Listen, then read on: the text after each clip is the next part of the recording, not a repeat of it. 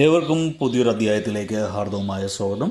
ഈ അധ്യായത്തിൽ നമ്മൾ വിശകലനം ചെയ്യുന്നത് വിശാഖം നക്ഷത്രത്തിലെ 2026 ആണ്ട് മെയ് ജൂൺ മാസങ്ങളിലെ ഗുണദോഷ ഫലങ്ങളാണ്.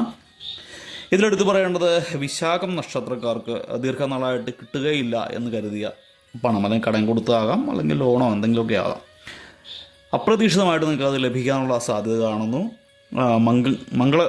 മംഗല്യം, അത് വിവാഹമായിട്ടുള്ള ബന്ധപ്പെട്ട തടസ്സമൊക്കെ, ദീർഘനാളായിട്ട് ഉണ്ടായിരുന്ന തടസ്സമൊക്കെ മാറിക്കിട്ടുന്നതാണ്. വിവാഹചിന്തനം ചെയ്യുന്നവർക്ക് ഉത്തമമായ സമയമാണ്. വിവാഹം നടക്കാനുള്ള യോഗമൊക്കെ കാണുന്നു.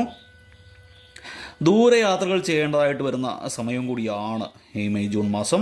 സ്വന്തം ചുമതലകൾ ഒരു കാരണവശാലും മറ്റുള്ളവരെ ഏൽപ്പിക്കരുത്, അതായത് വിനയായിത്തീരും. കൃഷിക്ക് കാലം അനുകൂലമായിട്ടാണ് കാണുന്നത്. കാർഷിക മേഖലയിൽ നിന്നും അറ്റാദായമൊക്കെ ഉണ്ടാകുന്ന സമയമാണ്. ആഭരണങ്ങൾ വാങ്ങുമ്പോൾ ചതിയിൽപ്പെടാനുള്ള സാധ്യതയുള്ളതുകൊണ്ട് വിശ്വസിക്കാവുന്ന സ്ഥാപനങ്ങളിൽ നിന്നോ അല്ലെങ്കിൽ വ്യക്തികളിൽ നിന്നോ ആഭരണങ്ങൾ വാങ്ങുക. അതിൻ്റെ പ്യൂരിറ്റിയൊക്കെ യഥാപൂർവ്വം നിരീക്ഷിച്ചിട്ട് അതിൻ്റെ ബില്ലൊക്കെ പ്രോപ്പറായിട്ട് സൂക്ഷിച്ചൊക്കെ വെക്കുക. ചില ഇടനിലക്കാർ വഴിയൊക്കെ ആഭരണങ്ങൾ, വിവാഹമൊക്കെ ചിന്തനം നടത്തുന്നതുകൊണ്ടാണ് ഞാൻ പറഞ്ഞത്. വില കുറച്ച് തരാമെന്നൊക്കെ പറഞ്ഞ് ഏജൻറ്റുമാരൊക്കെ സമീപിക്കും. കഴിയാവുന്നതും വിശ്വസിക്കാവുന്ന എടുത്തുനിന്ന് പണം കൊടുത്ത് ബില്ല് അടക്കം വാങ്ങുക. അല്ലെങ്കിൽ സ്വർണവുമായിട്ട് അല്ലെങ്കിൽ ആഭരണങ്ങളുമായിട്ട് ബന്ധപ്പെട്ട് ചതിയിൽപ്പെടാനുള്ള യോഗം കാണുന്നുണ്ട്. അതുകൊണ്ടാണ് ഞാനിത് ഓർമ്മിപ്പിക്കുന്നത്. കൃഷിക്ക് അനുകൂലമായ സമയമാണ്. അതുപോലെ തന്നെ പല അപവാദങ്ങളും കേൾക്കാനുള്ള സാഹചര്യവും ഉണ്ടായി വരുന്നൊരു സമയം കൂടിയാണ് നിങ്ങൾക്ക്. നേത്ര രോഗങ്ങൾ ശൈലം ചെയ്യാനുള്ള സാധ്യത കാണുന്നു. ചെറിയ എന്തെങ്കിലും ഒക്കെ കണ്ടു കഴിഞ്ഞാൽ നല്ലൊരു ഒപ്താമോളജിസ്റ്റിനെ, അതായത് നേത്രരോഗ വിദഗ്ധനെ കാണുന്നതായിരിക്കും ഉത്തമം. ഭാര്യയുമായി അകന്നു കഴിയേണ്ട സാഹചര്യവും ഈ വിശാഖ നക്ഷത്രക്കാർക്ക് ഈ മാസങ്ങളിൽ കാണുന്നു. വരവും ചെലവും പൊരുത്തപ്പെട്ടു പോകാനായിട്ട് വളരെ പ്രയാസമുള്ള സമയമാണ്. പ്രതികാര ബുദ്ധി ഉപേക്ഷിക്കുന്നതായിരിക്കും നിങ്ങൾക്ക് ഈ സമയത്ത് നല്ലത്. അല്ല എങ്കിൽ അത് ബൂമറാങ് പോലെ പ്രതികാരം നിങ്ങൾക്ക് വിനയായി മാറും. വിമർശനങ്ങളോ ശാസനകളോ ഒക്കെ കേൾക്കേണ്ടതായിട്ട് വരുന്ന സമയം കൂടിയാണ്. പണമിടപാടുകളിൽ വാഗ്ദാനം നിറവേറ്റാൻ കഴിയാതെ വരുന്ന സമയമാണ്. പിതാവിൻ്റെ സ്വത്തുക്കൾ കൈവശം വന്നു ചേരുന്ന സമയമാണ്. അതുപോലെ സന്താനങ്ങളുടെ വിദ്യാഭ്യാസ കാര്യങ്ങളൊക്കെ കൂടുതൽ ശ്രദ്ധ ചെലുത്തേണ്ട സമയം കൂടിയാണ്. കൈവശം ഇരിക്കുന്ന ഭൂമി നഷ്ടപ്പെടാതിരിക്കാൻ പ്രത്യേകം ശ്രദ്ധിക്കുക.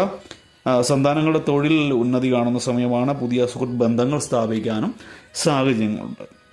പൊതുവെ ചെറിയ ചെറിയ പ്രശ്നങ്ങളൊക്കെ ഉള്ളത്, ചെറിയ ദോഷഫലങ്ങളുള്ളത് വിഘ്നേശ്വര ഭഗവാന്റെ കാരുണ്യത്താൽ പല കഷ്ടപ്പാടുകളിൽ നിങ്ങൾക്ക് തീർച്ചയായിട്ടും നിങ്ങൾക്ക് മോചനം ഉണ്ടാകുന്നതാണ്.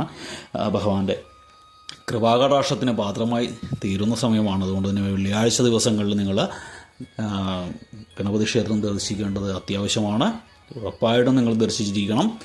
ഭഗവാന് പാൽപ്പായസം നിവേദിക്കുക, മോദകം വഴിപാടായിട്ട് നടത്തുക, കറുകപ്പുല്ല്, ഭഗവാന് ഏറ്റവും ഇഷ്ടപ്പെട്ട വഴിപാടാണ് കറുകപ്പുല്ല്. അത് നടക്കിൽ വെക്കുന്നത് ഗുണകരമാണ്. കറുകമാല, കറുകഹോമം ഒക്കെ ചെയ്യുന്നത് ഗുണകരമാണ്. അതോടൊപ്പം തന്നെ ബുധനാഴ്ചകളിൽ ശ്രീകൃഷ്ണ സ്വാമി ക്ഷേത്രം ദർശിക്കുന്നതും ഉത്തമം. ഇത്രയൊക്കെ ചെയ്തു കഴിഞ്ഞാൽ ദോഷഫലങ്ങളൊക്കെ വന്ന് പുണ്യ ഫലങ്ങൾ, നല്ല ഫലങ്ങളുടെ മാറ്റം വർദ്ധിക്കും. എല്ലാവർക്കും ഭഗവാന്റെ കാരണത്താൽ നല്ലൊരു സമയം ഉണ്ടാകട്ടെ എന്ന് ആശംസിച്ചുകൊണ്ട് പ്രാർത്ഥിച്ചുകൊണ്ട് നിർത്തുന്നു. വീഡിയോ ഇഷ്ടപ്പെട്ടാൽ ലൈക്ക് ചെയ്യുക. തുടർന്നുള്ള മാസങ്ങളിലെ വീഡിയോ കൃത്യമായി ലഭിക്കുന്നതിനായിട്ട് ചാനൽ സബ്സ്ക്രൈബ് ചെയ്തിട്ടില്ല എങ്കിൽ സബ്സ്ക്രൈബ് ചെയ്യുക. ഒരിക്കൽ കൂടി നന്ദി പറഞ്ഞുകൊണ്ട് നിർത്തുന്നു. നന്ദി, നമസ്കാരം.